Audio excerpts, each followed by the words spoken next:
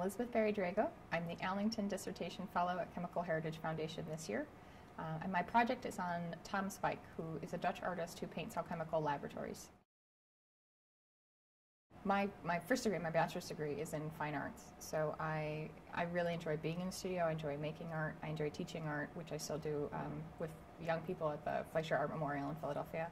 And so when I'm picking topics, I tend to pick topics that go towards what's actually happening in the studio.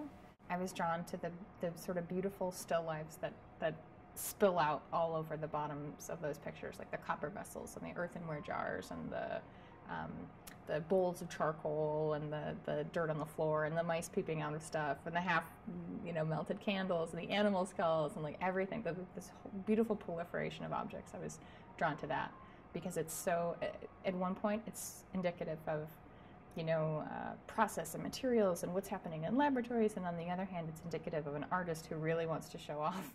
What I have here today, I've brought a slab and a muller. Basically this is what a 17th century artist would have used to grind pigments. They would have taken pigments either in a more raw form than this. This is sort of a powdered, pre-ground pigment. But either way, you're going to have to prepare it a little bit more. You'll put it on the surface, you'll grind it all together with linseed oil. And artists have their own preferred formulas for stuff. Rubens and Van Dyck have sketchbooks full of notes for their preferred varnishes, their preferred binding mediums, recipes they've heard of, recipes they think are totally bad, recipes they think are totally good.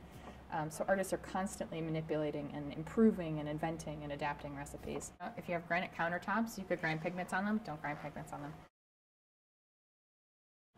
I would say one of the major changes to pigments in the last few hundred years would be an extreme step away from toxicity. Giannino Cennini, he has he's a 14th century painter, 14th, 15th century painter, who writes a handbook for artists. And that handbook is full of like your mom's advice about what not to touch and eat. So he says, you can use realgar, but don't use it. He's like, you can use realgar, but don't use realgar because it's extremely toxic. He actually says at the end of his section on realgar, good luck.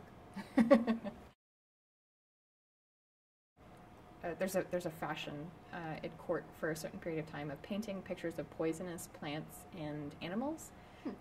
So you'll have, I forget the name for it, that's killing me, but so you'll have images of poisonous snakes and frogs and flowers and things like that painted in toxic pigments, which is just like the cutest joke I've ever seen. It's very clever, and it just shows you the depth of the wit and the artistic culture and the understanding that they have, the super intense understanding that they have of their materials. Yeah, they use lead because they didn't even know better. They knew better. They just what's better than lead white? There are artists who still prefer it. Basically, we've got burnt sienna.